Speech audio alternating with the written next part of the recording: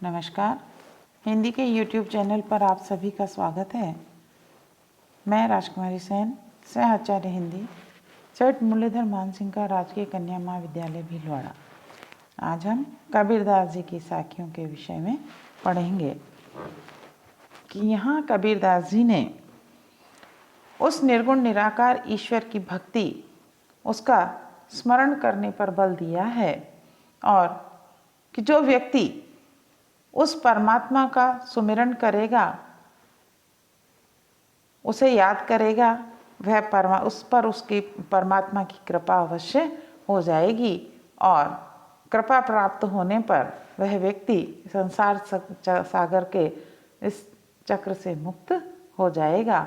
इसीलिए उस परमात्मा के सुमिरन पर बल देते हुए कबीरदास जी कहते हैं कि मन रे राम सुमेरी, राम सुमेरी, राम सुमेरी भाई, राम नाम सुमिरन बिना बूढ़त है अधिकाई। कि यहाँ कबीरदास जी ने उस ईश्वर के, परमात्मा के नाम सुमिरन पर बल दिया है, नाम स्मरण पर बल दिया है और कहते हैं कि हे मन, तू राम नाम का स्मरण कर, कि राम नाम स्मरण करने से ही तेरा कल्याण होगा। कि जो व्यक्ति कि बिना राम प्रभु के नाम के, राम नाम के मनुष्य जो है वह इस भव सागर में डूब जाता है और कहते हैं कि इस संसार सागर में कि माया, मोह माया में लिप्त होकर व्यक्ति उस परमात्मा को भूल जाता है।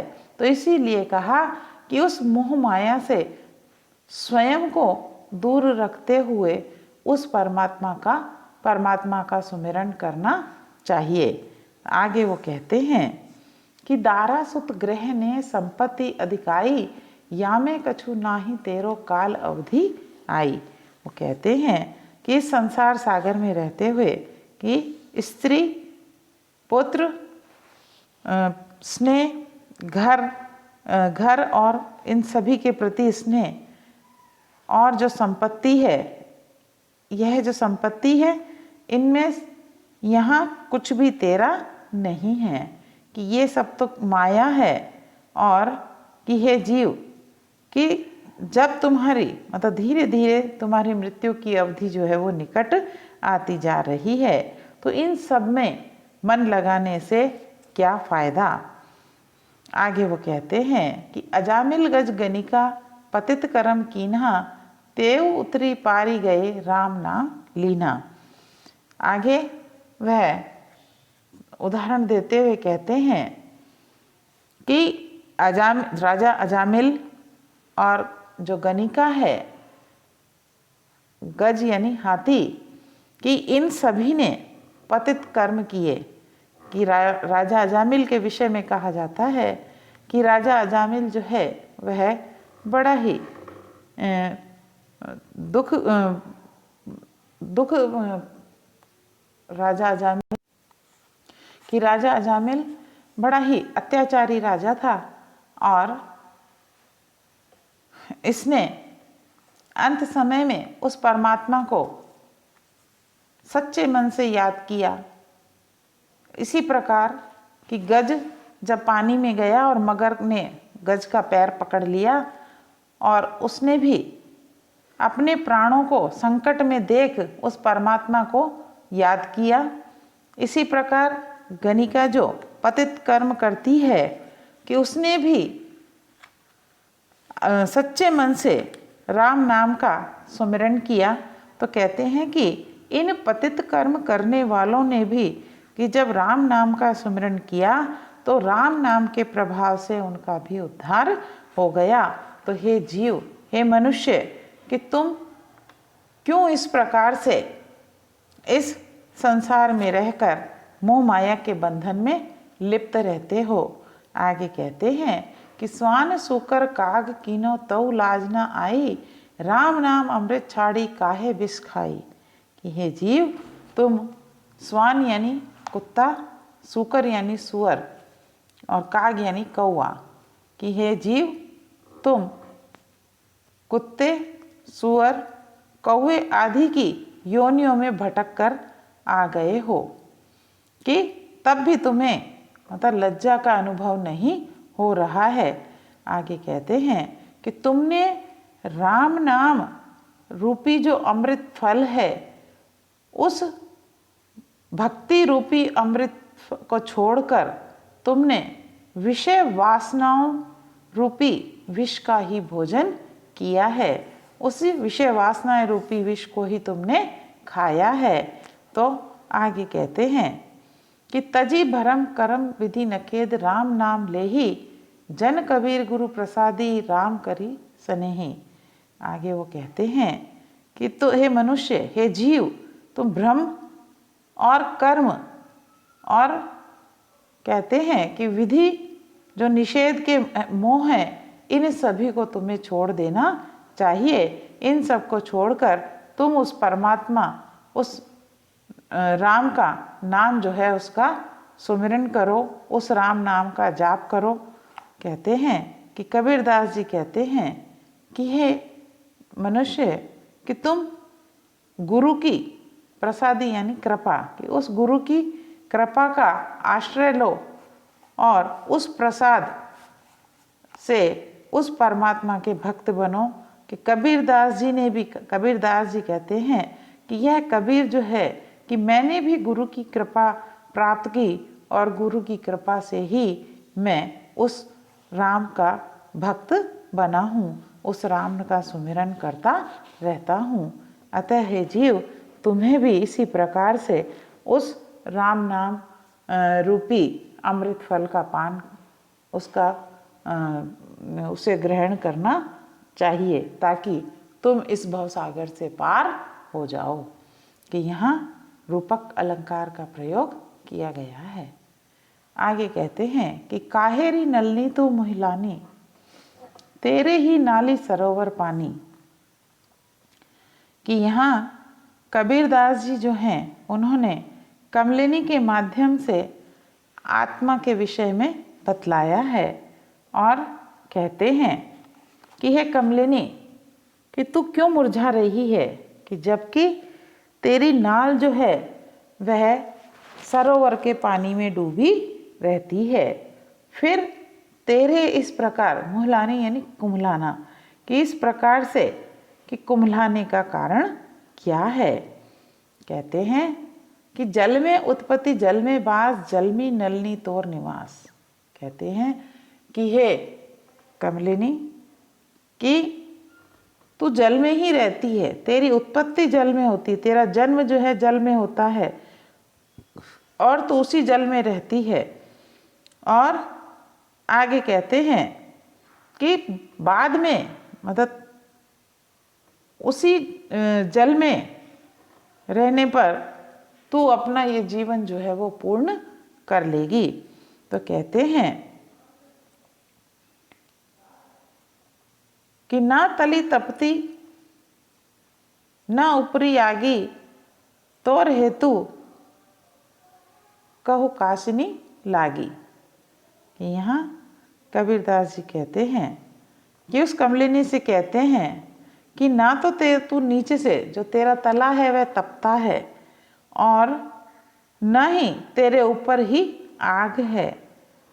कि कहने का तात्पर्य कि ना तो तुझे नीचे से तले से कोई कष्ट होता है ना ही ऊपर से, क्योंकि तू जल में रहती है। फिर तेरे इस प्रकार मुरझाने का कारण क्या है। आगे वो कहते हैं कि कहे कबीर जी उदिक समान तेई नहीं मुँहे हमरे जान।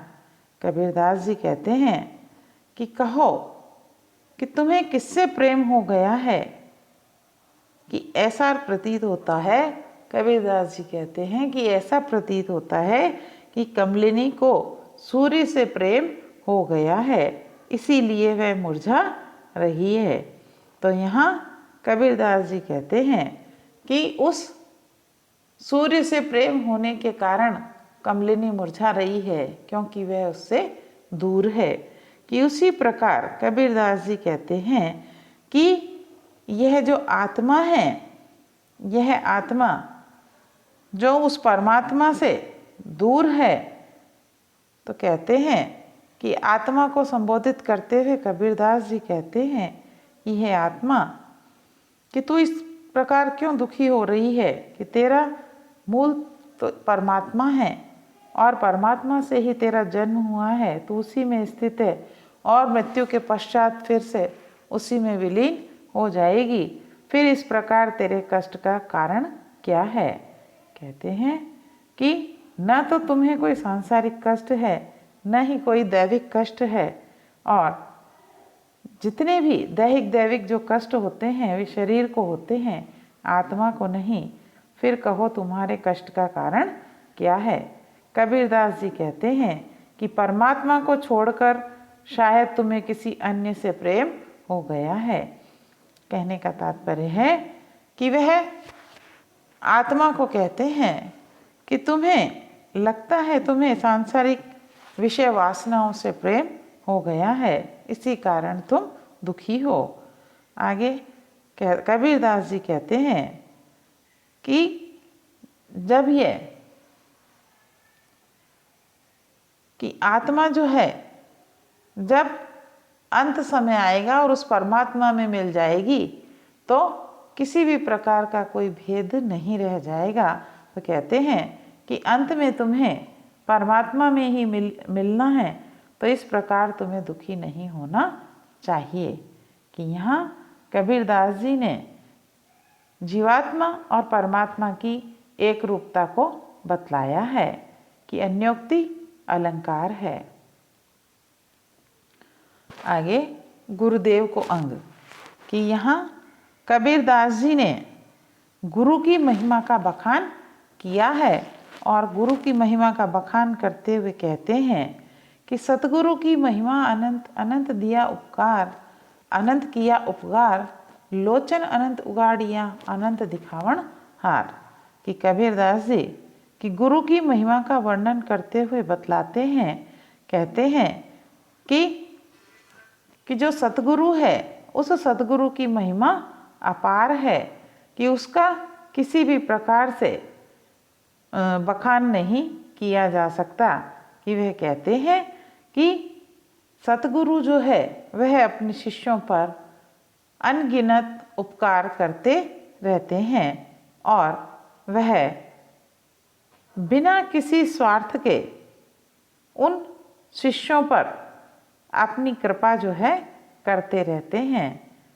आगे कहते हैं कि उस गुरु ने ही, गुरु की कृपा ने ही कि शिष्यों के जो अनंत दिशाओं के जो नेत्र हैं वे नेत्र खोल दिए हैं कि जिससे शिष्य को ज्ञान का प्रकाश दिखाई देने लगता है और इसी ज्ञान के बल पर कि वह शिष्य जो है वह उस परमात्मा को प्राप्त कर लेता है। उसी ज्ञान के द्वारा शिष्य का परमात्मा से साक्षात्कार होता है। तो यहाँ गुरु को वास्तव में ज्ञान प्रदान करने वाला और व्यक्ति की आंखें खोल देने वाला बतलाया है कि इस प्रकार गुरु की जो कृपा है उस कृपा के द्वारा व्यक्ति इस संसार सागर को देख पाता है और ज्ञान प्राप्त करके परमात्मा को प्राप्त करने के लिए तत्पर हो जाता है। इस प्रकार यहाँ पर कबीरदास जी ने गुरु की महिमा का बखान किया है जो शिष्यों को संसार सागर से पार उतारने के लिए अपनी कृपा से ज्ञान प्रदान करते हैं। यहाँ यमक और अनुप्रास अलंकार है कि राम नाम के पट तरे देवे को कछु नाही, क्या ले गुरु संतोष ये हास रही मन माही। कि यहाँ गुरु की महिमा का बखान करते हुए कबीरदास जी कहते हैं कि शिष्य को गुरु के द्वारा कि राम नाम रूपी अमूल्य वस्तु जो है वो प्रदान की गई है और गुरु के द्वारा इस प्रकार दिए गए ज्ञान के परिणाम स्वरूप शिष्य जो है वह अपने आप को बड़ा ही भाग्यशाली मानता है। तो कहते हैं, शिष्य कहता है कि गुरु के द्वारा इस प्रकार जो राम नाम का जो ज्ञान मुझे प्राप्त दिया गया, उस ज्ञान को गुरु ज्ञान के बदले कि मैं भेंट के रूप में मेरे पास अपने गुरु को देने के लिए कुछ भी नहीं है। और उस शिष्य के मन में यही संकोच जो है वो हो रहा है कि गुरु ने तो राम नाम का ऐसा अमूल्य मंत्र दिया कि जिससे मोक्ष की प्राप्ति, संसार सागर और विषय वासनाओं से दूर रहकर मोक्ष की प्राप्ति की जा सकती है। कहते हैं कि उस ज्ञान के बदले, उस अमूल्य मंत्र के बदले मेरे पास, मतलब मैं गुरु को गुरु दक्षिणा के रूप में क्या दूं, ऐसा मुझे इसकी उनके द्वारा दिए गए ज्ञान के सामने सम्मुख मेरे पास ऐसा कुछ भी नहीं है कि जो मैं गुरु को देकर उन्हें संतुष्ट कर सकूं।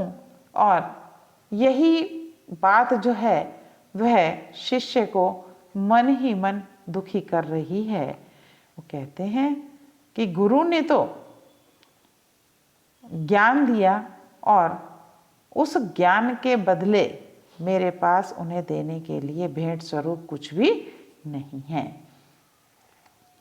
कि आगे कहते हैं कि सतगुरु सांचा सूरीबा सबद जो बाया एक, लागत ही में मिली गया पढ़िया कलेजे छेक। कि यहाँ इस साखी में गुरु के द्वारा दिए गए ज्ञान का जो महत्व है वह बतलाया गया है। कबीरदास जी कहते हैं कि गुरु ने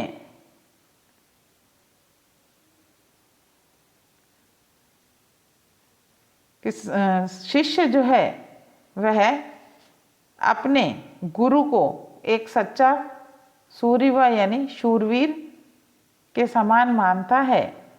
जिस प्रकार कि जो शूरवीर है वह एक ही बाण से कि शत्रु का नाश कर देता है, शत्रु का कलेजा छलनी कर देता है, उसी प्रकार गुरु भी एक शब्द के ज्ञान से शिष्य के भीतर ऐसा प्रभाव छोड़ता है जिससे उसके भीतर का अहंकार जो है वो समाप्त हो जाता है।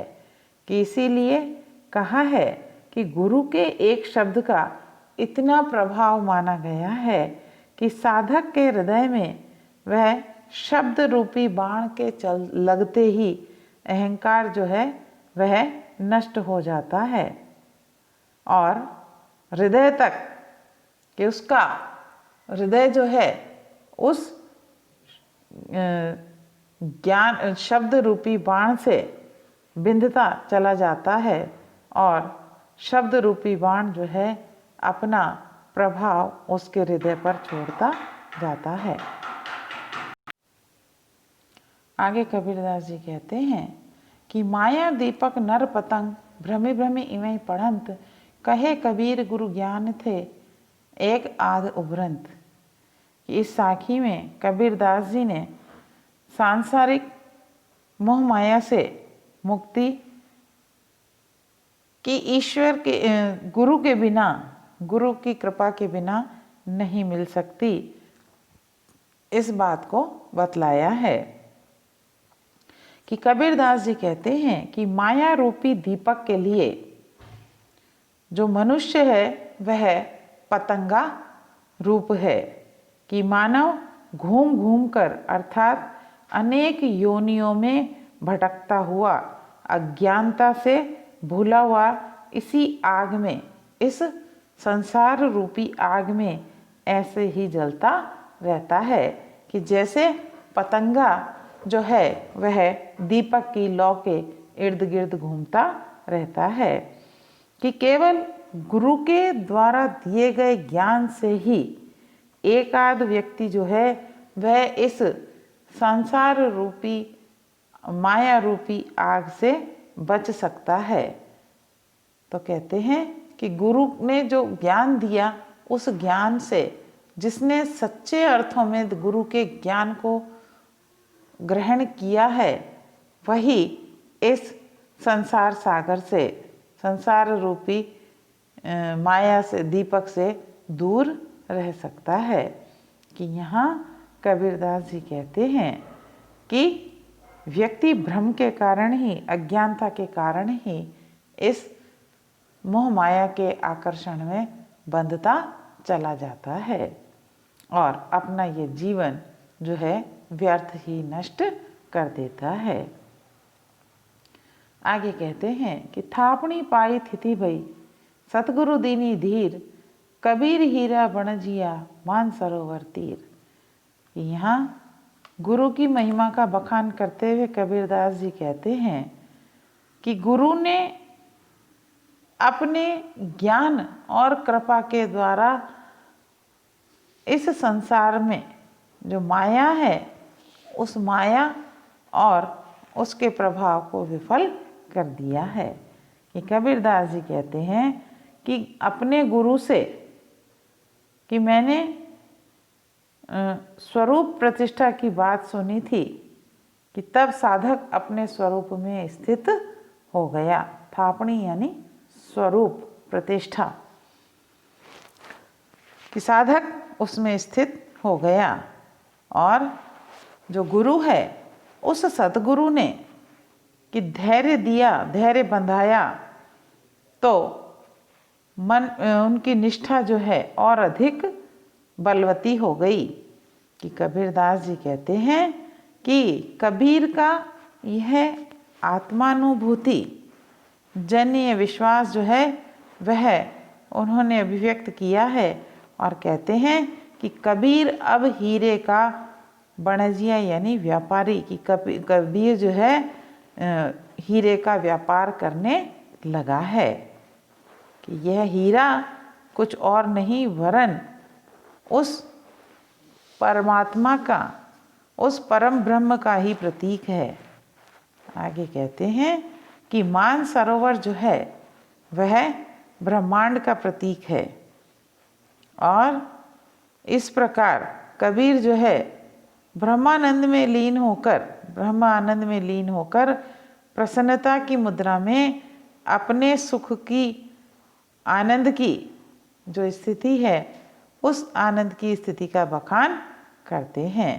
कहते हैं कि मैं उस परमात्मा के आनंद रूपी समुद्र में डूबकर पूर्ण आनंद को प्राप्त कर रहा हूँ।